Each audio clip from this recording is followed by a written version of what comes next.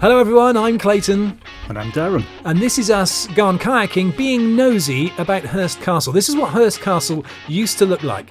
And just to give you a little bit of information about it, it was built between 1541 and 1544 by Henry VIII as part of a chain of artillery fortresses that were protecting key ports and landing places around southern England. The castle guarded the Needles Passage leading into the Solent and the port of Southampton, and of course the growing naval base at Portsmouth.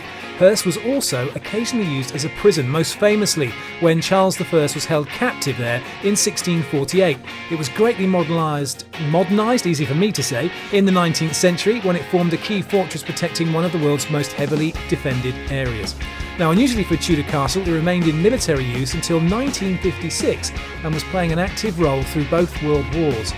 Unfortunately, though, it was left to rack and ruin. And it was looking great. I mean, it wasn't used by anybody in particular, but then all of a sudden, this happened. It fell into the sea. Now, as it happened, it turned out the following day, you and Flacco went and had a little look to see what you could see and get a good view and just see how bad it was. And it's not great, is it? No, it turns out pretty much the next day, actually, by accident, we were paddling around from Milford around that way. So we got a up-close personal look while this was all very fresh. It was just the day straight afterwards.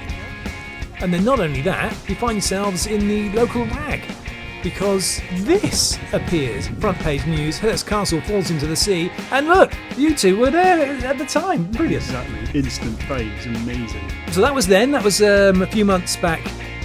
So you and Captain Chris, again, thanks without me, decided to go for another paddle. Well, you do insist on going and doing this work nonsense. It really does mess with your mojo and take up valuable paddling time. Yeah, this is true. Very true. I can't argue with that. But I've got to pay the bills somehow. See if I can afford nice shiny new kayaks like you and Captain Chris have got.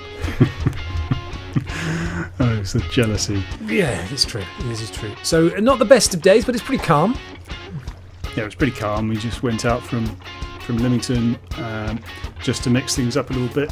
We crossed over to Colwell because the cafe's right there, so one can have a nice hot chocolate rather than just paddling straight to the castle and back. It is quite a cool thing to be able to say, isn't it? And someone says, "Oh, what did you get up to yesterday?" Well, actually, I went to the Isle of Wight.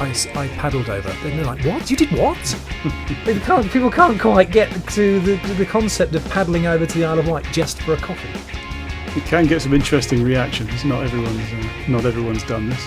But in terms of the distance, though, from coming out of Lym across here, or come from Keyhaven across to here, how far is it? It's probably only about 5 miles thereabouts without looking at a proper map, but 5 or so from Lymington across to Colwell, and then maybe another mile to come back across to the castle. And in terms of people, it wasn't just you and Chris, was it? Ness went as well, didn't you? Not on this one, it was just us two. Oh, it was just you two, yeah. What is that? Us paupers at the locals cafe having hot chocolate. Hot chocolate, but no. Why in a glass? You don't have it in a glass. You have it in a cup. Well, the rest of the world does. It's only you that's got these weird ideas. I'm not the only one, and those of you who also don't agree with having hot drinks in a glass, feel free to like, subscribe, and make a comment about it as well. We'll let Darren know he's wrong. No, sir, not wrong. Coming back then after a little hot chocolate. Exactly. Coming back out through the slick of boats here, the good, the bad and the ugly, the little ribs and the posh gin palaces. Yeah, there's certainly some money that you've just paddled past. Indeed. We're still going faster than though, that's the main thing. Yeah, look at Captain Chris, he's a right pro now in his little sit-on. Exactly, and well, you can see he's actually chasing waves now, which is something he was just actively trying to avoid in the Epic. So it really is a new captain. So he catches a little one here. They weren't massive, but he got it all the same. It's a pretty good feeling to just be able to catch the wave and take you along. I would imagine, I've never surfed because my balance isn't that great, but I imagine it must be pretty cool to be able to do that. You're not serious, not imbalance problems. Oh yeah, cool. We might come on to that in a little. Maybe we can do one on cycling as well. Yeah. All right. So I fell off my bicycle and broke my collarbone. That was your fault for making me go out. But what we can see here is actually coming through the chop with very little wind. There's actually still this chop here, which is the currents as the tide turns again in the Hurst Narrows bend. And that's the thing, isn't it? Coming out as we're fortunate enough to live right here by the Solent, that every time we go out, it's always different. There's always something new and something exciting. Yeah, definitely. You can see there, just turning the camera around, there's a very distinctive band where you've got the chop there behind and you've got almost oily smooth ahead. And we'll see again in a moment, you can see back, there's still actually behind Captain Chris's boat, you can still see the white chop behind him. A little bit of safety information. What did you have to take into account to make this trip over to Colwell and back? It's all about the tides.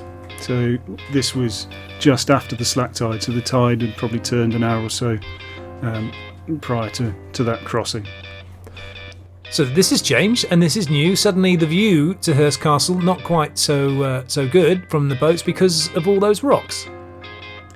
This is the breakwater that they're building, and I guess they'll backfill behind that and try and replace the foundation that had all disappeared over the years. Shame they didn't do it earlier, eh?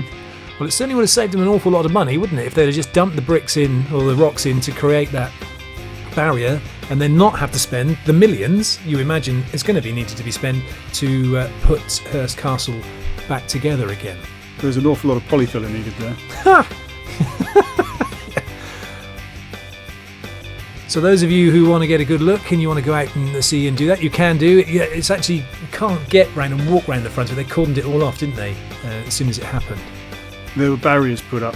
By the time we saw, you could see from that aerial photo earlier, there were barriers put up almost immediately, which I guess it makes sense. You don't want people walking in there when it's just fallen over. That would be silly.